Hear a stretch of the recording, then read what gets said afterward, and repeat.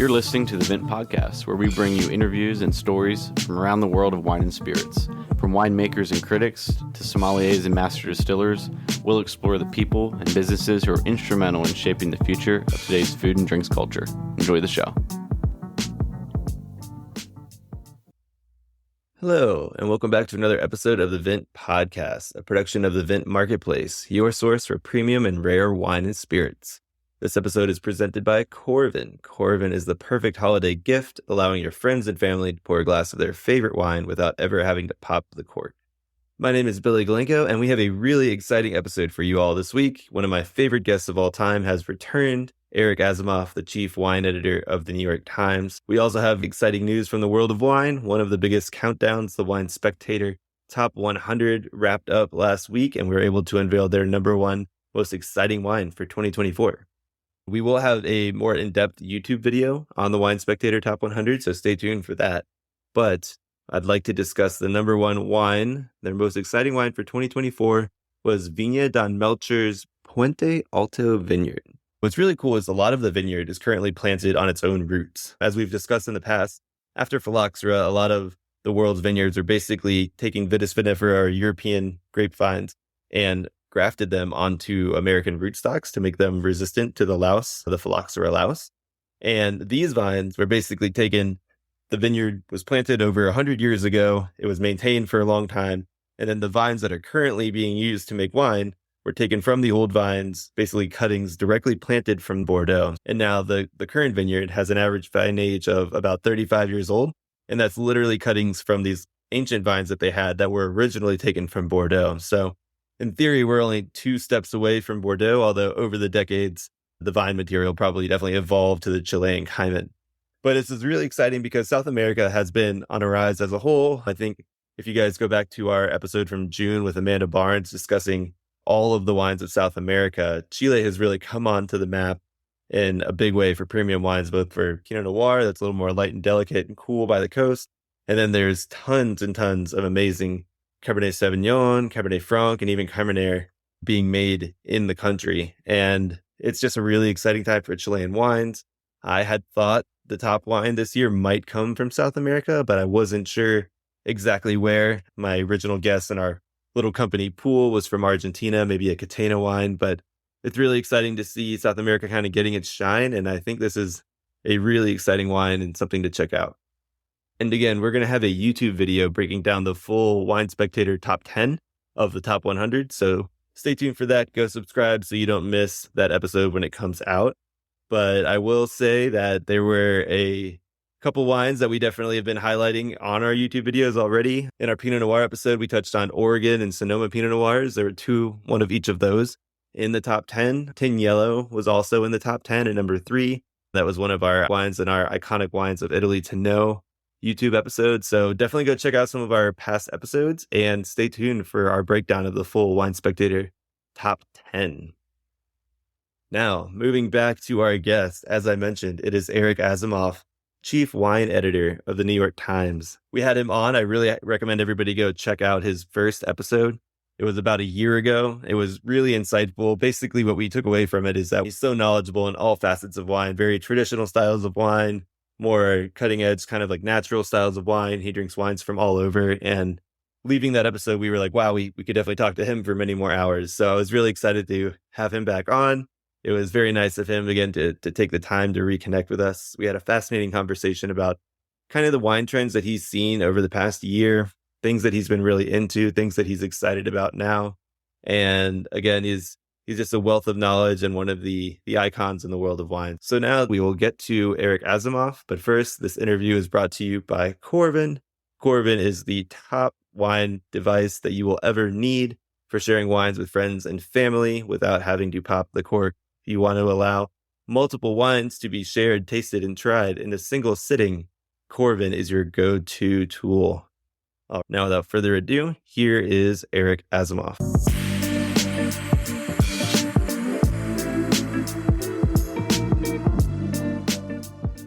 Hi, Eric. Thanks so much for joining today.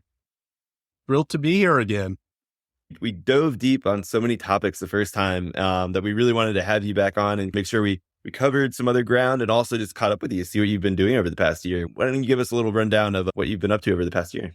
I have not been traveling so much this year, although I have been out to California, been up to Montreal, but really maybe to Oregon. As I begin to add it up, it sounds like a lot, but I have not been to Europe yet. I'm heading there in a few weeks, and it's been a little more hunkering down this year, a little less time spent on airplanes, which I'm pretty happy about. But doing a lot of writing and reporting and drinking good wine and the wine industry keeps moving forward. There are always new stories to write about, so I'm perpetually inspired.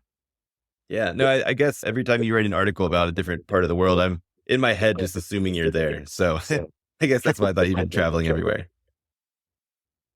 Next year, I'm excited. I'm going to New Zealand for the first time. I've never been there, and really looking forward to discovering in depth what the wine scene there is about. And I have found this over time that there's really no substitute for being in a wine region to begin to understand it. You just really have to take in the culture of a place, the people, and I do find that particularly exciting. I don't know if I'll have the same experience, but a few years ago I went to Australia for the first time, and I just learned so much about it. It was really an inspiring trip for me. Yeah, I have two quick follow-ups on that, then I'll let Brady hop in here. One, yeah, I worked a harvest in Australia a while ago, and one of the places I stopped multiple times near Canberra was Clonakilla to get their Syrah Viña. Have you had that? I have had that. It was not one of the places I visited.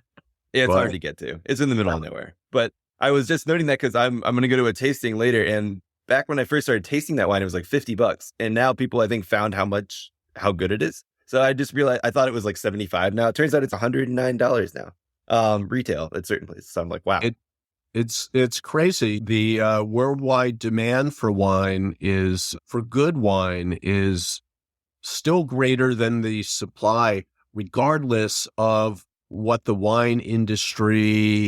spin that the wine industry puts on it. Yeah. Yeah, no, that one, I think that wine is worth every penny. So I thought it was a gem that I found. So I'm glad to support them too, and that they're getting, because there's some fires in the area. They need it. But my other follow-up question on that was, we were recently talking with Karen McNeil from the Wine Bible about her piece on the Wine Speed about how all New Zealand Sauvignon Blancs kind of taste the same now. And I think it's interesting that, or maybe not now, maybe that's just her opinion, that you're going and your topic of your talk is going to be a sense of place or wines of place. So do you have any, we talked recently about their Pinot Noirs, how those are really distinct. Have you thought about that at all and how you're going to frame things and what you want to learn? Yeah, it's a little bit paradoxical for me to be talking about a sense of place in New Zealand where I've never been to before. But I can speak about it more generally. And really, that's one of the most beautiful things about good wine is the way it reflects the place that the grapes were grown. And in order to do that, you can't do that anywhere. You first have to have a place with great potential in the soil, in the climate, the angle facing the sun, the altitude, but very importantly, in the community that is making the wine. This is particularly true for historic wine regions in Europe, but a lot of wines there are products of a culture that's been making wine for centuries, and the way that they think combine with the physical conditions of the place, I think, create what we think of collectively as terroir. I will be doing a lot of learning and discovering in New Zealand, and I've told I'll be speaking at a Pinot Noir gathering there, and I've told them that I expect to learn a lot more than I will teach them anything. We'll see what happens. Yeah, although you haven't been, like you said, jet setting around the world too much, you live in New York City. Yeah. Eating, drinking in New York City all the time. And I think it's worth noting as we talk about sense of place and like the culture of a place, cities like New York are really their own sort of wine, not region, but wine culture in of themselves, because you can get wine from all over the world, and it certainly has its own unique way that people in New York enjoy wine and experience wine relative to any region that you might go to. What if you think about the things that make exploring wine in New York unique, and what sort of things come to mind? Is it the food and restaurant scene? Is it the availability of imports from around the world? What sort of makes drinking, exploring wine in New York? You're right. It's kind of a consumer terroir, and I can't. There are very few places that rival New York in terms of the breadth of the wines that are available here. The only place I can think of really is London. Yeah. And when you think about it, New York and London have a lot in common. They're not, or historically have not been, the centers of wine production that you might find in other great cities, Rome or Paris or whatever. And so cities like New York and London had to import wine. And for that reason, you have a tradition of being open to a lot of different wines in an effort to discover what is best, rather than just drinking what was produced locally, as you might in an area with a greater history of wine production. And plus, both New York and London are great port cities. So, you have travelers coming all the time bringing wines, and it's a great place to receive wine. And I think New York is also a very open place, a curious place, and an energetic place. And, there's so much great wine from around the world that it would be a shame to be xenophobic about what we're drinking. And this combination just makes it a wonderful city to explore wine and food. Do you think that it's really only Paris that brings those two things together, like the culture and feel and essence of a place that like really is close to producing wine of high quality itself, but also is that metropolis that gets a lot of wine from around the world? No, that would be London. Paris was the counterexample. No, but do you think Paris is maybe one of the only cities that brings those two things together, though, in a way? No. If you spend a lot of time in Paris, there's an understandable predilection to drink locally. And yes, of course, you can get great Italian wines, Spanish wines, or whatever there, but you have to go out and seek it. It's not the sort of panorama of great wines from everywhere that you will find in New York and in London. And also, sure, you can find a lot of different restaurants in Paris, great North African restaurants, great Asian restaurants, but it's particularly from countries that have had a historic relation with France. You will not see the extent of the cornucopia that you would see in a place like London or New York. Yeah, I agree. I think the one thing that is unique about Paris, maybe compared to some other smaller cities in France, is that you can find French wine from different regions from all over. They're not as provincial since everything is not grown quite as close, in my opinion. So that's cool. But yeah, it's definitely difficult to find global. Over France, you'll find wine, but which is and there's a lot to be said for that.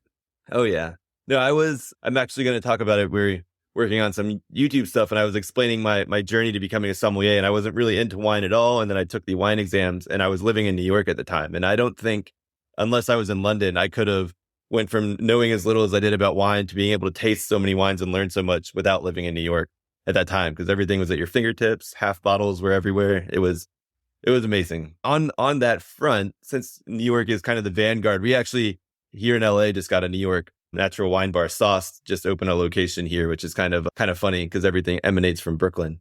What have you been seeing over the past year? Are you still seeing kind of this lower intervention, kind of lower ABV wines of place continue to gain steam? It's really interesting. When I do travel, I do go to cities and even regions that are not necessarily urban, but when you go to restaurants that are really interested in wine, you see a lot of natural wines. And I recently wrote a piece because the American wine industry in particular, although yes, it's a worldwide issue, is concerned with the fact that younger people are not buying their wines. And when I go to places where a lot of younger people congregate, I see them drinking wine. They're always drinking natural wines.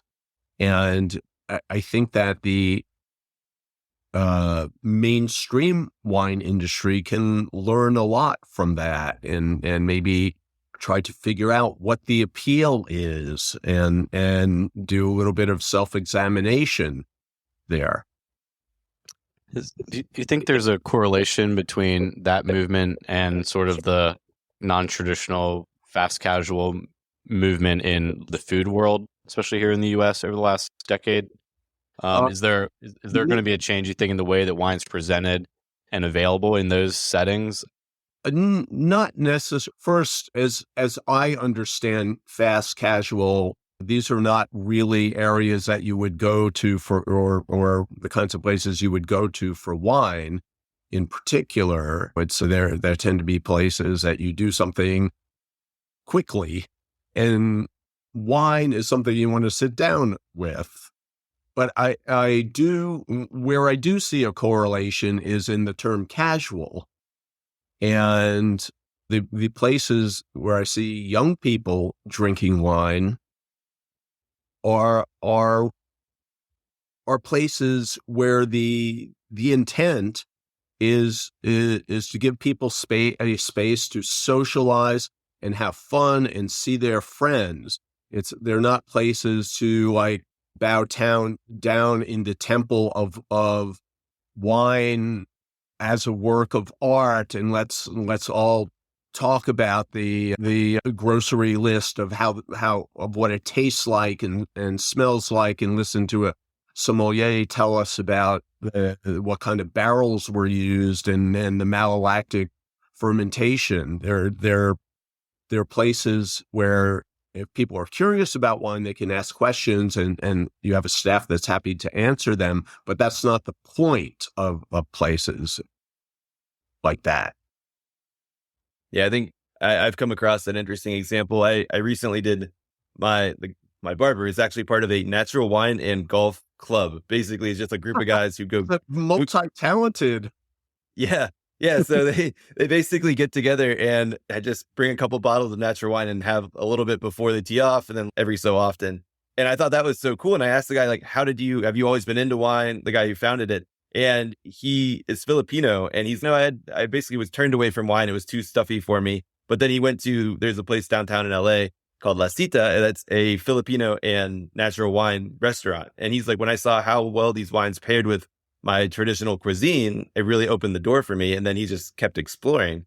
And for some reason for him, it was weird to bring a big Napa cab or even just a regular white in his golf bag or around. But now they bring these bottles, and there's just a bunch of late 30s, early 40s guys just walking around drinking natural wine on the golf course. Yeah, it would be weird for me to bring a big Napa cab around in a situation like that. I think he's right. And I think that's one of we always think of natural wine in terms of farming and wine production. But I think one of the great accomplishments, I'll mention two of what I consider the great accomplishments of natural wine.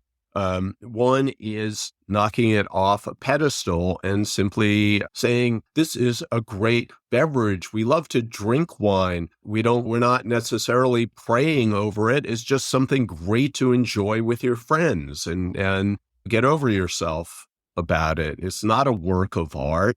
It's just something that's delicious and fun.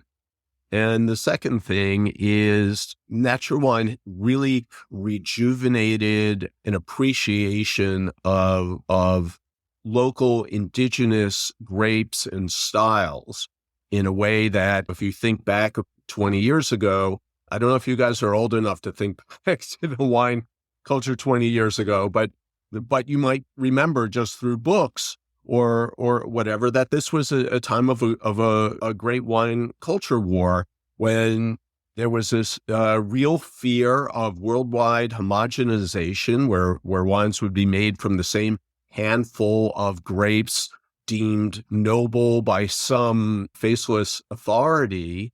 And there was a rebellion against that and say, no, we're in the Loire Valley, we're in Sicily or wherever we are. Our tradition is not to make Chardonnay here. It's to make Pinot d'Aunis or whatever the grape is, Nerello Mascalese. And I think that has really fueled the diversity of the last 20 years that makes this such a glorious time to love wine. I wanted to... Oh, go ahead, Brady. No, I was just going to ask, whenever I think of natural wine and I think of younger people and enjoying natural wine in casual environments, I always think of alternative packaging as well, which I feel like we were talking a lot about a year and a half ago. And maybe it's still a conversation, but I haven't seen too much. Just curious, are we going to see these wines in cans and little boxes more, or is that sort of out the window now? I don't think it's out the window. I think that would be a really inappropriate sort of packaging to put in your golf bag if that's what I was thinking. Than a bottle. We've also discussed packaging in terms of the climate crisis. And one of the things that I think is going to have to happen if we ever want to address climate change seriously is backing off from single-use glass bottles. And that's something that sadly will not happen overnight.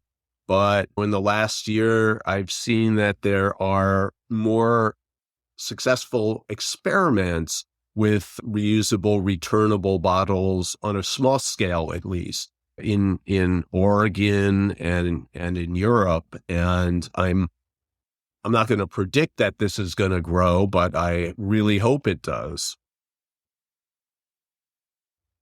Yeah, I wanted to ask, I guess I have two ways and you can pick which direction we go first. One is I want to talk a little bit about your pieces on Chianti Classico Reserva a little bit, because I think even as a person in wine, I have a set perception of what these are, and it's been expanding over the past year. I've been reading a few books, but I'd love to talk more about that. Same with your pieces on Abruzzo. I've always loved Abruzzo. So we could either go down these region routes or the in defense of wine piece. It's a completely different way. I feel like I would like to discuss that at some point, because I feel like it's more of an industry writing to each other. Because when I talk to friends, nobody's aware of this impending doom that we all talk about in the wine industry from an outside perspective. Up to you which way we go. But no, I'll leave it to you. Okay, well let's do the defensive wine, and then we'll get to the fun part after, because right. I think this don't want to end up, or yeah. It probably is an industry issue. I don't think consumers are the ones complaining about sagging sales and fewer younger people drinking wine. It's the industry. So what do they do about it? I'm not really sure that there's a great solution on the industry on the scale of trade associations and things like that. They tend to think of coming up with slogans and marketing. But if you do think in terms of marketing, what has the wine industry done in this country, at least? It's tried to portray wine as this aspirational beverage for an ideal upper middle class life in some pastoral setting, looking out on a veranda. The wine industry wants people to think of it in terms of it has in effect put wine on a pedestal as some wonderful work of art that people need to learn about, to appreciate. In fact, that's one of the stupidest phrases I can think of. Wine appreciation. It's like wine is something you go to a museum for, look at it on the wall. No, you love wine. You feel emotional about it. I think it's such a missed boat. On that same, in the same vein, I feel every other week there's a report about how much alcohol from the WHO or something about how much alcohol you should drink. And I feel like everybody in the industry is like, oh, these reports, like we need to start, like they come out with counter reports that anthocyanins are out. The next thing I was going to amend. Right. Back in the 90s, there was the famous story about the French paradox, where a 60 minutes segment seemed to indicate that if you ate a Mediterranean diet of which red wine was a part, it was great for your heart health. And the wine industry tried to capitalize on that. And if you've been reading Wine Spectator, for example, over the years, they always have a few articles that find some obscure study touting that wine is in fact healthy for you. And so now you've got the reverse happening. There are some studies out there saying that any amount of alcohol is not healthy for you. And what is the truth of this? The truth is that we know the truth is that that alcoholic beverages can be really dangerous, but we don't really know the effect of moderate drinking. The WHO report I believe, has the kind of flaws that serious publications would not ignore if it were a report touting the benefits of wine. But I don't want to get into the weeds about whether wine is healthy or not. I think drinking wine for its health benefits is a stupid thing to do, as are all kinds of dietary programs where you think you're going to gain some miraculous health benefit. I've been around here in the wine and food space long enough to have seen so many different studies suggesting a possible benefit of some particular ingredient, and it never really goes anywhere. And for me, it's a silly reason to drink wine. And I've never eaten or drank anything because I thought it would be really good for me. Yeah. Except in the whole holistic sense of a balanced diet and moderation in all things. I think with wine, people have been wringing their hands about it, but let's talk about what's wonderful about it. It's long history, thousands of years of being a crucial part of the culture of wine drinking people. We drink wine at all important occasions: births, deaths, graduations, marriages, to signal happiness, to deal with sadness. It's just really important, and it's also really delicious. And if you really think about it, it's an expression of culture, the way people's music is, their dance, their literature, their food, and if you look at it like that, it's very different from, say, a spirits or beer, which are consumed under different circumstances usually, and are created with different intent. Wine, the wine world has its problematic side. I think the majority of wine is mass produced. It's just a factory beverage. I might even call it like a processed beverage, like processed food. You could even, if you wanted to go as far as call a lot of wine junk wine, the way we talk about junk food, you could do that too. But I'm talking about the smaller segment of wine that is mostly, but not always, made by small producers, often families, and who've been making wine forever and are remaining true, or as true as possible in a changing world, to cultural traditions. I think there's something really different about this alcoholic beverage as opposed to other ones. I agree. Like, and if you follow the history for thousands of years, it's always had a special place and stayed there. But I guess I wanted to ask, on these reports, 60 Minutes is one thing because it's very public facing. I think a lot of people are in the industry freak out about these reports, but I don't know anybody in the public who's actually like knowing these are coming out. I can even ask my wife, and she's going to be like, "No, I had no idea the WHO recommended X." Well, versus. it's not. If the WHO issues a report, that's one thing.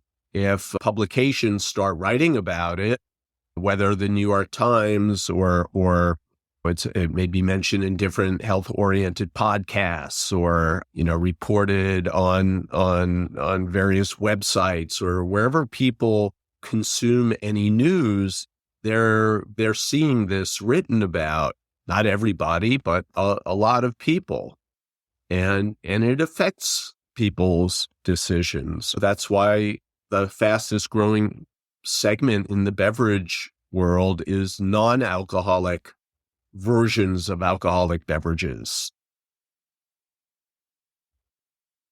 Like you said, Billy and I maybe aren't quite old enough to have been through multiple cycles of the evolution of wine culture. Has there been a moment similar to this in the last 40 years where, for whatever reason, people are going to stop drinking wine, and then it turns out actually consumption soared? Is it by generation? If you think about the early 90s, when this 60 Minutes report came out, there was a lot of fear back then. The wine industry talked about what they called the neo-prohibitionists, who they felt were trying to reinstall some version of prohibition. And then that report came out, and consumption soared. Mm-hmm. Yeah, there have been historic cycles, but when you're in the middle of it, you're never fully sure that it's another cycle. Yeah. Yeah.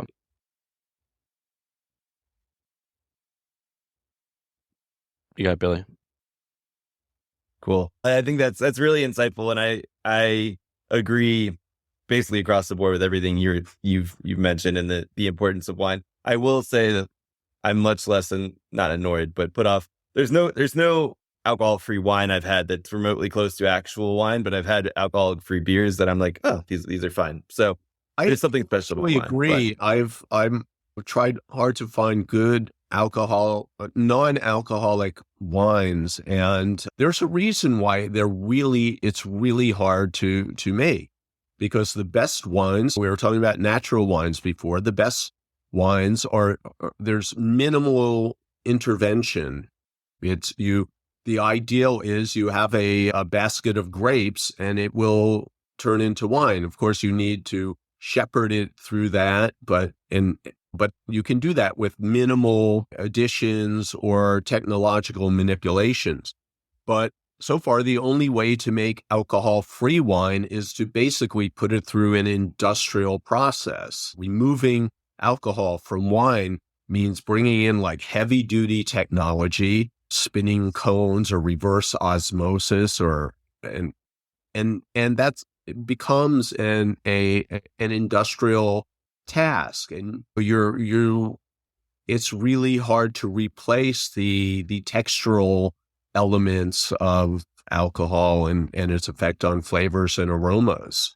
My own personal approach, if there's for some reason I don't want to drink wine, I'd rather drink water or a mocktail, for example, where you're using natural ingredients and you've got a creative bartender or mixologist And they can be super delicious, but finding an alcohol-free wine is hard. And I don't want to say terrible things about them though, because there are reasons that people have for seeking them out, and sometimes they don't seem like great reasons unless you have a health reason or personal reason for not wanting to drink an alcoholic beverage. So I don't demean anybody who seeks them out. I'm still trying to find good ones. So I think you hit it though. It's hard to visualize the demographic that is interested in that, especially the no low alcohol and these sort of branded no sugar added wines.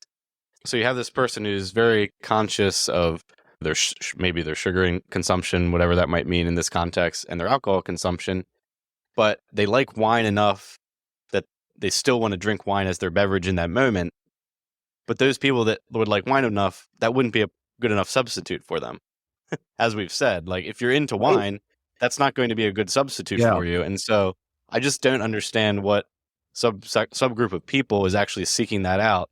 And so, yeah, I think what you said about the cocktail route, or Billy mentioning non-alcoholic beers, like there are much better options in these other categories. And it's just hard for me to nail down who exactly is the target demographic. I think there's a lot of peer pressure in certain situations to be holding a glass of wine. And so if you have a non-alcoholic wine, that makes people feel better. But you brought up sugar, particularly in non-alcoholic red wines. That's one of the ingredients that is often added to try to replace the alcohol. Give it some body. If that's an issue, sugar consumption, check the ingredients if possible. So pivoting to my other part, I want to make sure we give enough time to these. Let's go. I want to go to Italy, like I had mentioned. Let's start with the Abruzzo, because I'm just interested in. I basically just finished not too long ago reading Ray Isles' chapter in his new book on Italy, but also South of Somewhere by. Trying to make sure I get his name right. Great book, Robert Camuto. Yeah. I love that. I listened to it and I have the hard copy. And he goes all over, but he goes over in Tuscany and central Italy, a lot of places that I hadn't really dove into. So let's start in Abruzzo. Let's talk about some of this new generation coming through, especially places like Emilio Pepe, or I don't know what's going on with Valentini's, not quite on the cusp there, but some other ones as well. Abruzzo is an interesting place. It was always known as a source of inexpensive, mass-produced Southern Italian wines made primarily with the Montepulciano grape. And in this area of kind of mediocre anonymous wine, you had a couple of great producers, Emilio Pepe, and whose wines were super expensive. And I think it might have been Matt Kramer who said, I don't know if you remember Matt Kramer. He was a great wine writer from the 90s and the 2000s who, he said every great wine region needs an eccentric genius. And Abruzzo had two, Emilio Pepe and Valentini. And I put those two in a different category because their bottles generally cost over $100, if not a few hundred. But what I was noticing was this kind of contingent of young small producers who were making what I thought were superb, moderately priced wines, and they weren't changing it up tremendously. They were using Montepulciano and the white grapes. And so I started investigating, and I found a half dozen who I thought were worthy of a story. And so I went to Abruzzo for the first time and saw these people. And I just think they're making really terrific wines. First and foremost, I would put somebody like Tiberia, which is they've been making wine for maybe 20 years. The daughter of the guy who started it, Cristiana Tiberio, is the main person now with her brother.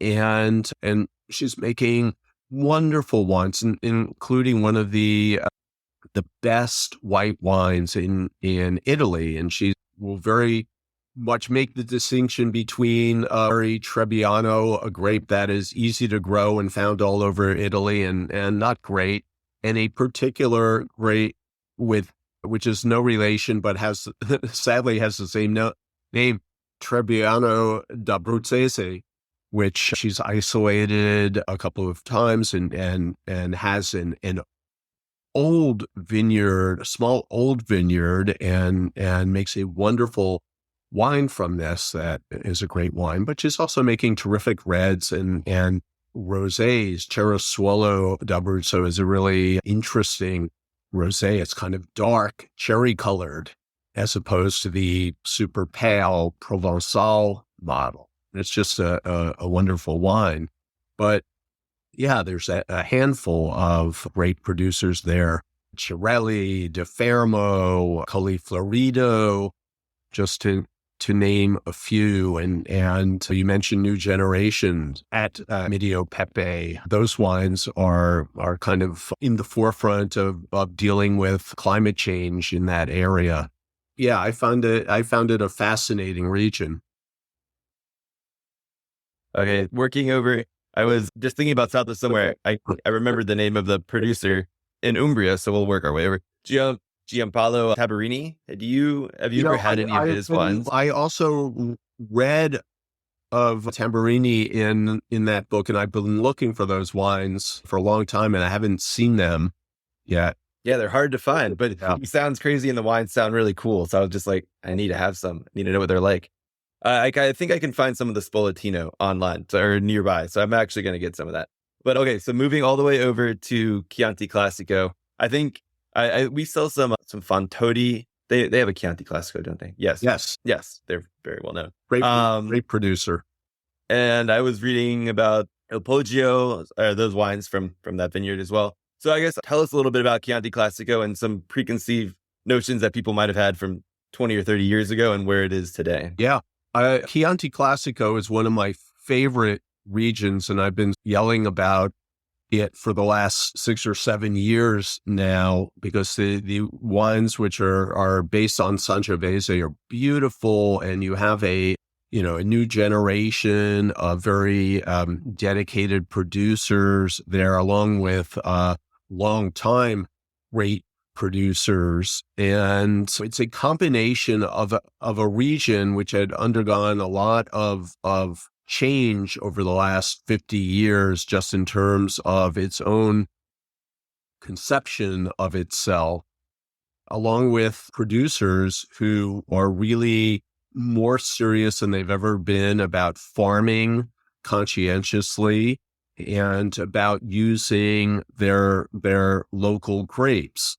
Chianti Classico, significant parts of the world in the 80s, 90s, early 2000s suffered from a somewhat deep insecurity. And I've seen this all over the wine producing world, where you're kind of really entering the modern wine economy. You're concerned that what you produce won't measure up, and you look around at what's considered the great wines of the world, and you know, at that time you saw a lot of French grapes, Cabernet, Merlot, things like that. And so in your eagerness to want to compete with the great wines of the world, you adopt these grapes and techniques that have gone along with them, new oak barrels. And in the process, critics of that time, Robert Parker, a Wine Spectator, found these kinds of wines really appealing and gave them great scores. Producers back then got the validation that they were looking for, but they also denatured their own wines. You've seen a great return over the last 10 years or so to taking out the Merlot and the Cabernet and focusing on Sangiovese and other local grapes that might have gone into the blend historically. Canaiolo, Colorino, Malvasira, Forgive my pronunciation. Lavasia Nero.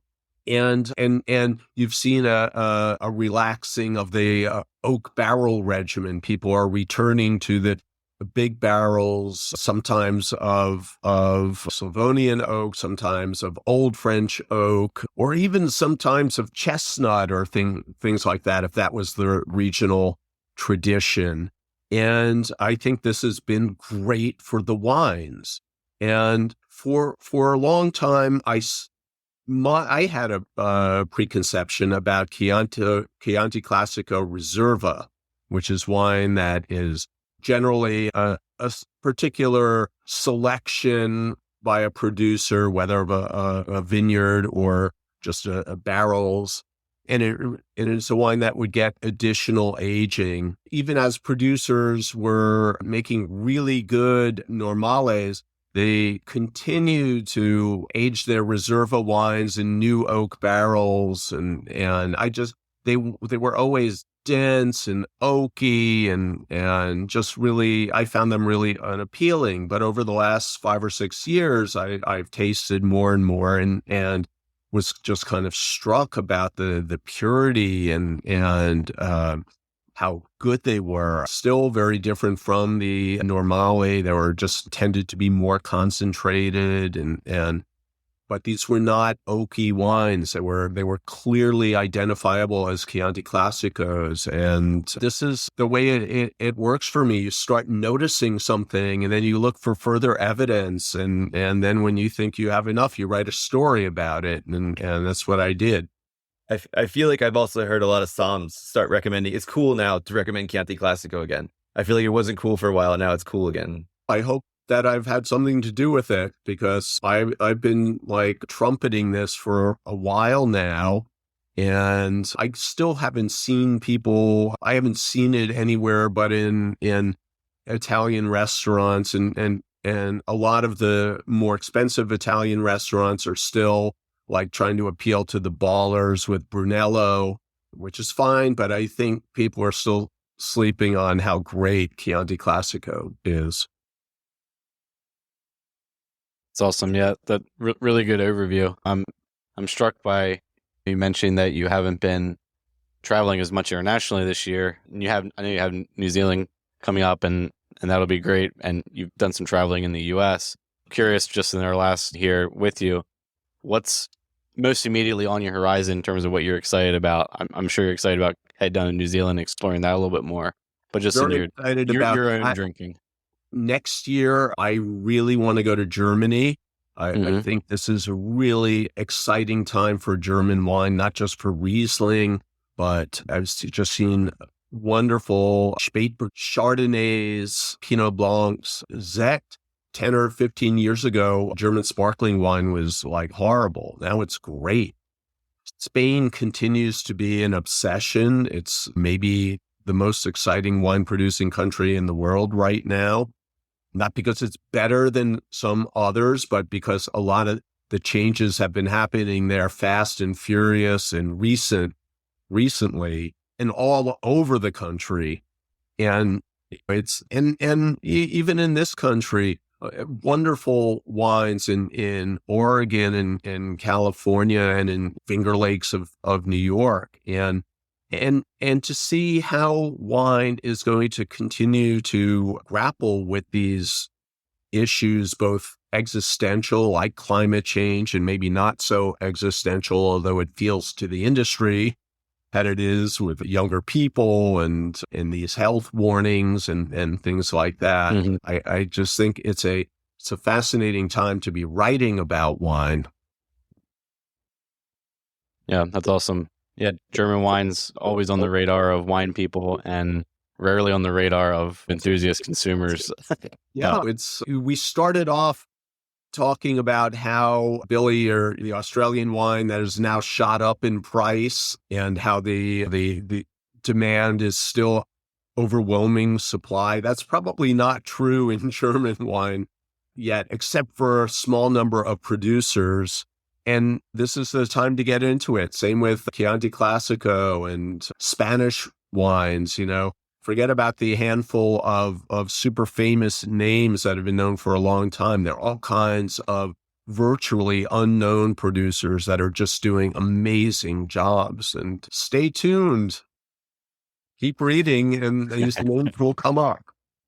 Yeah, thanks so much, Eric. There aren't many folks who've had a second run at the Vint Podcast, so welcome to that esteemed club of Vint Podcast friends. And again, great to hear from you, hear your perspective and what you're seeing in the industry. I'm honored and wouldn't say no a third time if you ever asked. Thanks, Eric. Yeah, we'll talk to you again soon.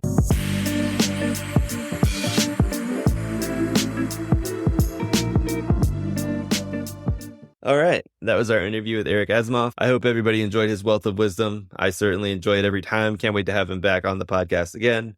And if you want to drink any of the wines that Eric talked about, Corvin can help you taste across many regions and styles.